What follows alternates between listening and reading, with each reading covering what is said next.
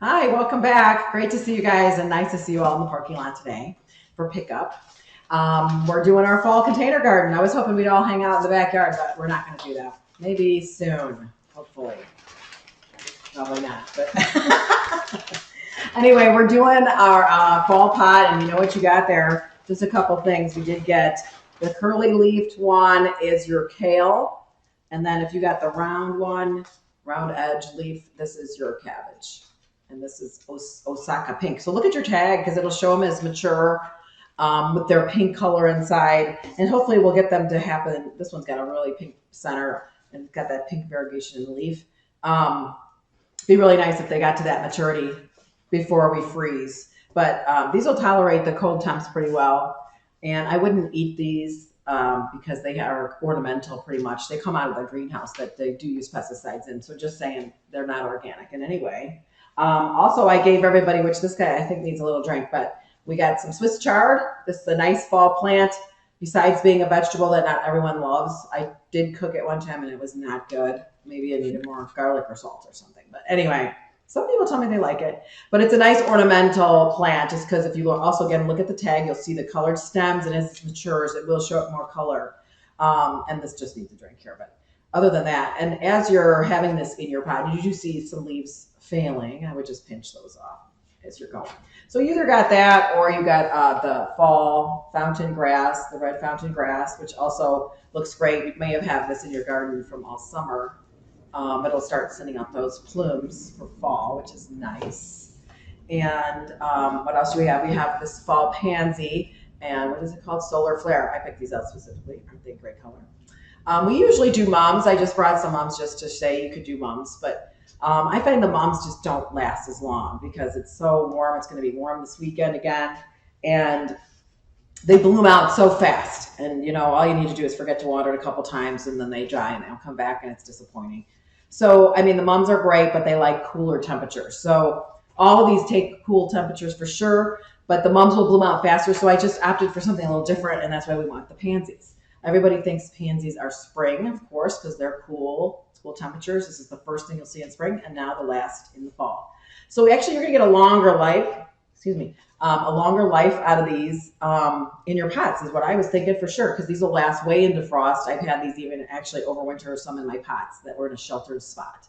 So I just thought something fun for a different fall, and the color, of course, grown for fall with that great color. So before we plant, just a couple basic things, you know, the soil. We start with our pots. Everybody's got a pot, either this one or the other. I had two different styles here today. Always has drainage, you know that story.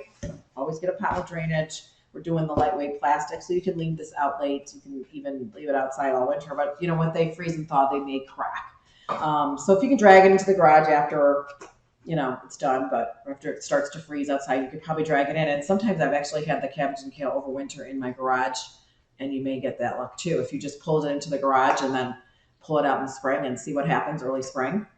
So it's worth a try, right? So I filled it up with our potting mix, which I always get the potting mix. And I don't need to draw up my nose because I showed you. Anyway, I bought this one over at Menards. It was the cheaper one, $10. Prices have gone up on soil. I used to pay like $6 to $7. It's $10, and this is the cheapest one. But it works fine because it all pretty much is the same thing. They all have a nice mix of things in it. You always want to get a potting mix because it's sterilized. It has all the nutrients and everything you need in it. This has the white stuff is your perlite. You may see some browner stuff too. That's vermiculite. That's for soil aeration. You'll also have some peat moss, which you can see that little brownish shaky stuff in here. That's the peat moss for help for water retention. And then there is fertilizer in this too as well. There's going to be little blue pellets. You'll see some of those as you're digging around, depending on what your soil is. So that's a slow release fertilizer. And then of course some soil. So that soil has been sterilized. Now, as far as that fertilizer goes, just so you know, this all comes with fertilizer ready to go.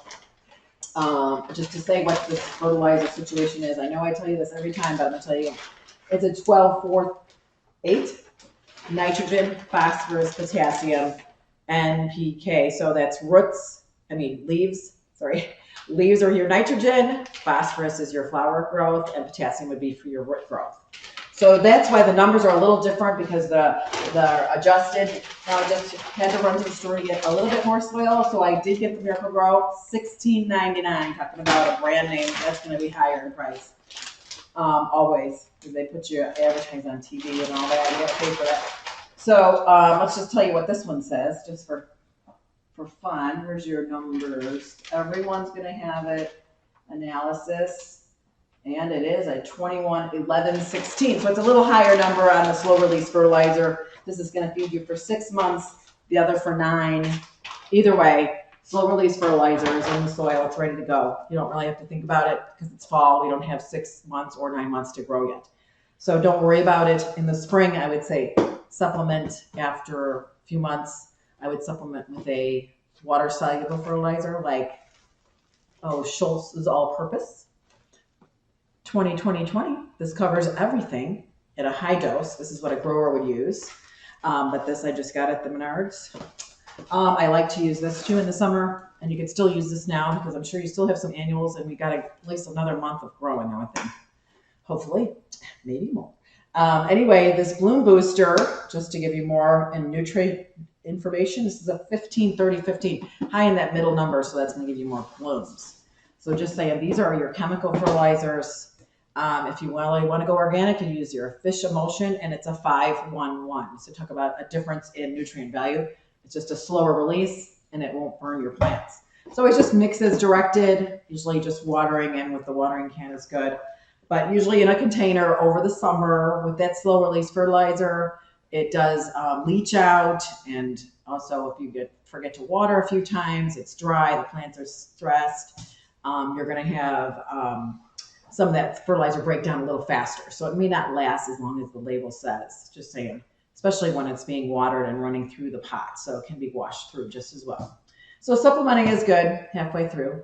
I just like to do that just to get more flowers constantly. Everybody wants that, right? So I think that's most of the things I was going to say.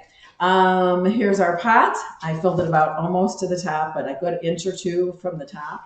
So when we're watering the plants, we want to make sure the water goes down and not off the side, running that soil off. So don't fill them up too high. And when you do water, don't water from the top with your sprayer. Get in there and water down low into the roots of your pots. So you're really just watering the soil, not the whole plant. I know it's okay if you don't, but I'm just saying it's really good to get those roots. And then when you're watering a bigger pot, you should just definitely run it around the edge. Make sure you're getting that totally saturated. And it's not just a little water. Do a good, thorough watering when you're watering. So, because it's been so dry as it is, you're out there almost every other day. It seems like that's what I'm doing. It's crazy. So a couple things, just a couple different looks. If you had that fountain grass, you did the you could do any of these things. You'll see all these at the garden centers. Just a combination of something like that is fun. It depends how much flowers you want. Any of these things are fun together. I've even done just foliage ones, which is fun too. Because you'll see a lot of different cabbage and kales at the store. I would think. I don't know, the greenhouse I buy from has many different varieties. It's hard to pick. So there's just many colors, kind of like the pumpkins, every color of pumpkin. So, and then the Swiss chard. So, and when you're planting, and we'll just go ahead and use this one since he's not wilting as much as this. This would be just as pretty, but he's got to need a drink. So I'm going to pull him out of his pot. You can see he's got a good root system. And generally at this point, I would just loosen that up just gently. Nothing crazy, just a little bit. That's just so the roots will kind of penetrate into the pot. So here I'm going to use this container as my tool. I'm going to scoop out a good pot of soil here. And then we're definitely using this pansy because it's a really good pansy. Solar Flare. They keep coming up with new varieties. So this is a really pretty one. I love those colors. Just tap them out, hold them in general. So he's not too root bound. I'm just going to leave that. I don't want to disturb that too much. We'll set him aside. Another pot of dirt. Might as well go for 2 here. So we'll use that again. And I'm going to go with the kale right here. Cut that out. He's got a good root system. So we're just going to loosen that as I go. Not too much. You don't have to go crazy. Don't break it up. So when you're planting, we're basically just going, you can see this. Here we go. 1, 2, 3. So everything's going to land at the same level on the soil line. I don't want anything sitting up or sitting above, below or up. the soil line. So we're gonna get that in here first, right in the corner. And I'm just gonna shuffle that soil in around him gently and firmly. Press that in there. So it's nice and tight like that, okay? And then I'm gonna flip it, and then we'll dig another little hole for this one. And now you can see I want everything at the same soil line, okay? Get that in there. You can feel that across the way. Give him a little nudge. And then we'll take our pretty little pansy here, scoop that right in. So they're giving themselves each a little space and some room. You kind of almost work off the edge of the pot if that helps you any. You don't need to jam them all close to the middle. Spread them out because they got some room to grow. And these will grow. You've got a lot of time yet for this stuff. So I still have these 2 extra little pots of soil. And this is where I'm just going to hold my hand back and just kind of sprinkle these in. This is one of the larger pots, so it's got a lot of room here. And lift back these leaves nicely so they don't break. Scoop that in. And then you can just take your fingers along the edge and kind of, stuff it in there. Go here. And then I like to remember the centerpiece where those 3 pots kind of met. If you reach in there, there's going to be a hole where you feel it. You can get your finger down in there. So I would definitely make sure you get enough soil in that too, because once you water, everything will settle in and you'll have a little gap there. So just do something like that. I'm going to use up that soil. Just play with the hair of the grass here. So I'm just gently but firmly pressing that all around the edges so I can feel that everybody's at the same soil line. Give them a tap on the ground, on the table, so they're all settled nice. And there you go. There's your fall pot. So I'm expecting this to get nice and full.